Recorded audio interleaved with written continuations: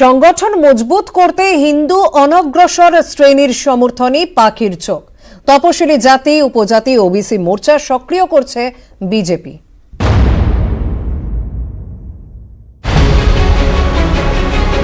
উনিশের লোকসভা নির্বাচনে রাজ্যের তপশিলি জাতি উপজাতি প্রভাবিত এলাকায় ভালো ফল করে বিজেপি।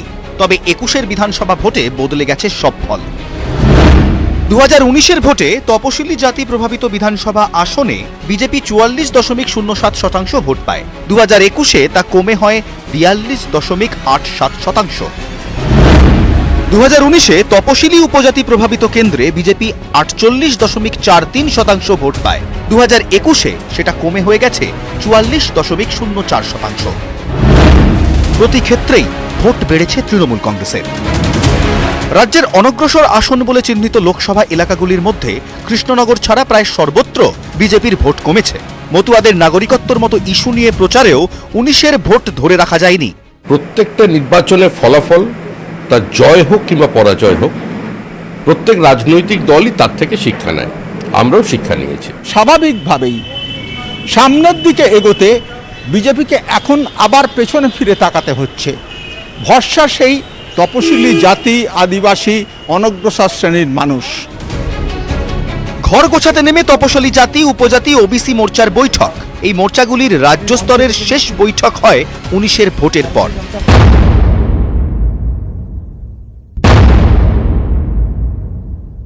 মুসলিমদের যে ওবিসি ঘোষণা করেছে, আমরা মনে করি এটা সংবিধান বিরোধী।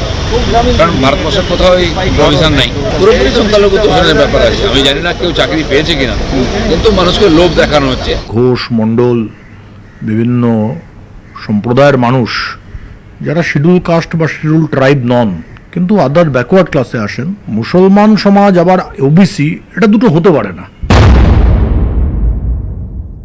সব কিছুর মধ্যেই ওরা হিন্দু মুসলমান আনে। ওরা নিজেদের যে সমস্ত রাজ্যে ওরা শাসন করছে সেদিকে একটুখানি দয়া করে নজর দিক। ভোট প্রচারে পিএম কিষাণ যোজনাকে হাতিয়ার করে বিজেপি। তাতে বিশেষ লাভ হয়নি। কৃষকদের মন পেতে এবার তাই নতুন কৌশল বিজেপির।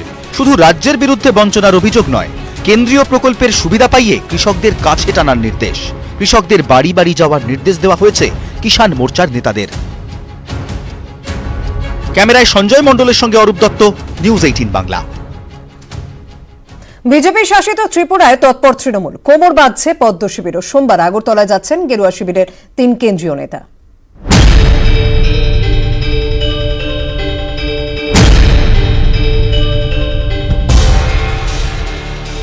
২০২৩-এ টার্গেট ত্রিপুরা, তৎপর তৃণমূল। একের পর এক কর্মসূচি, পাল্টা তৎপরতা এবার পদ্ম শিবিরে। সূত্রের খবর, সোমবার আগরতলা যাচ্ছেন বিজেপির ৩ কেন্দ্রীয় নেতা। সর্বভারতীয় সাধারণ সম্পাদক বিনোদ সনকার, উত্তর পূর্বাঞ্চলের সংগঠনের দায়িত্বপ্রাপ্ত সাধারণ সম্পাদক অজয় জামওয়াল এবং অসম ও ত্রিপুরার বিজেপির সাংগঠনিক সভাপতি ফণীন্দ্রনাথ শর্মা।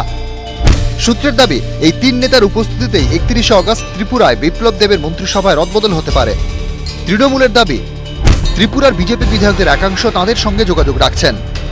ত্রিপুরায় বিজেপির বিধায়করা তৃণমূল শীর্ষ নেতৃত্বের সঙ্গে যোগাযোগ রেখেছেন, বৈঠক করেছেন। আগরতলাতেও বৈঠক হয়েছে, কলকাতাতেও বৈঠক হয়েছে, আগামী কয়েকদিনের মধ্যে আবার হবে। তারা অন্তর থেকে বিজেপির সঙ্গে নেই। যখন তৃণমূলের একদম টপ লিডাররা তৃণমূল কংগ্রেস ছেড়ে বিজেপি মুখ হয়েছিল, তখন কিন্তু তৃণমূল কংগ্রেসের একটা বক্তব্য আমার মনে আছে। তারা বারবার বলতেন যে বিক্ষুব্ধ লোকজনদের ভাঙিয়ে নিয়ে গিয়ে রাজনীতি করা যায়। আর আজকে সেটা সম্পূর্ণ 180 ডিগ্রি ঘুরে গিয়ে ত্রিপুরার ক্ষেত্রে বলছেন যে বিক্ষুব্ধ বিজেপির লোকজনদের নিয়ে আমরা আমাদের বাগান সাজাবো আর তাদের দিয়ে আমরা সামনের ইলেকশন জিতবো। এটা মনে হয় রাজনৈতিকভাবে ওনাদের অবস্থান বদলের যে চিহ্ন, সেইটাই বোঝা যাচ্ছে। এই প্রেক্ষাপটে তৎপর বিজেপি। সংগঠনকে কিভাবে আরো মজবুত করা যায় এবং কিভাবে ঘাসফুল শিকড় ছড়ানোর চেষ্টা করছে, এসবের চুলচেরা বিশ্লেষণ করতে ত্রিপুরায় বিজেপির ৩ কেন্দ্রীয় নেতা। তার আগেই রবিবার বিক্ষুব্ধ বিজেপি নেতারা বৈঠক করেন। দল এবং সরকারের মধ্যে কিভাবে সংশোধনী আনা যায় তার দোষ ত্রুটিগুলো আলোচনার মাধ্যমে খুঁজে সরকার এবং দলের কাছে আমরা পৌঁছে দেওয়ার লক্ষ্যেই এখানে বসা হয়েছে, কারণ দল এবং সরকার আমাদের দলীয় কর্মীদের কথা শুনতে চাইছে না, এটা আমি দৃঢ়তার সঙ্গে বলছি, অন রেকর্ড। সূত্রের খবর, বিক্ষুব্ধ বিজেপি বিধায়কদের ধরে রাখতে মন্ত্রিত্ব দেওয়া হতে পারে। এই তালিকায় রয়েছে সুদীপ রায় বর্মনের নামও। আবির ঘোষাল, নিউজ 18 বাংলা। এদিকে ত্রিপুরা তৃণমূল কর্মীদের উপর বারবার হামলার এক তৃণমূল প্রশ্ন তুলছে, এক্ষেত্রে কোথায় মানবাধিকার কমিশন? জবাব দিতে দেরি করেনি বিজেপিও।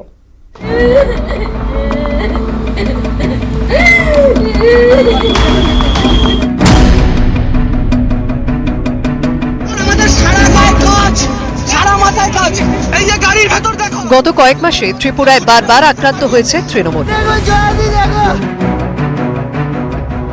হামলা হয়েছে খোদ অভিষেক বন্দ্যোপাধ্যায়ের গাড়িতে। আক্রান্ত হয়েছেন তৃণমূল সাংসদরাও।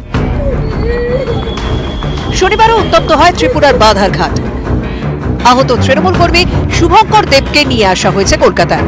এসএসকেএম হাসপাতাল সূত্রে খবর, মাথায় গুরুতর চোট, নাকের হাড় ভেঙেছে, কাঁধে আঘাত, পাঁজরেও আঘাত।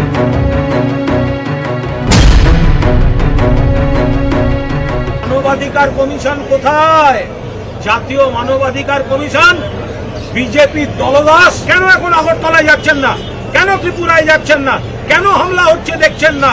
কেন আপনারা সেইখানে হস্তক্ষেপ করছেন না? ত্রিপুরার কথা বলার আগে নিজের রাজ্যের আইন শৃঙ্খলার কথা বারবার মনে করা উচিত, যেখানে হাইকোর্টকে নির্দেশ দিয়ে সিবিআই তদন্ত করাতে হয়। ত্রিপুরায় কি ঘটনা ঘটছে তারা যদি মনে করেন মানবাধিকার কমিশন, তারা কমপ্লেন করুন, তারা সেখানেও তো হাইকোর্টের বিচার্য ব্যাপার হতে পারে। শনিবারের হামলার পর রবিবারও ত্রিপুরায় তৃণমূলের তৎপরতা। হামলা গ্রেপ্তারির পর রবিবার ফের ত্রিপুরায় তৃণমূল নেতা জয়া দত্ত, সঙ্গে সুজাতা মণ্ডল। আহত কর্মীদের সঙ্গে দেখা করেন তারা। কোনো মামলায় আমরা ভয় পাই না, কোনো চোখ রাঙানি, কোনো ধমকানিতেও ভয় পাই না। ত্রিপুরার মাটিতে তৃণমূল কংগ্রেসের সরকার প্রতিষ্ঠিত হবে। রবিবারও সিপিএম ও কংগ্রেস ছেড়ে বেশ কয়েকজন তৃণমূলে যোগ দেন।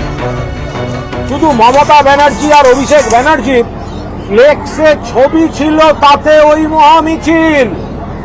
যদি তারা হাঁটতে শুরু করেন বিজেপি ভেসে যাবে। টার্গেট 2023-এর বিধানসভা ভোট। বিজেপি শাসিত ত্রিপুরায় সংগঠন মজবুত করতে উঠে পড়ে লেগেছে তৃণমূল। নিউজ 18 বাংলা।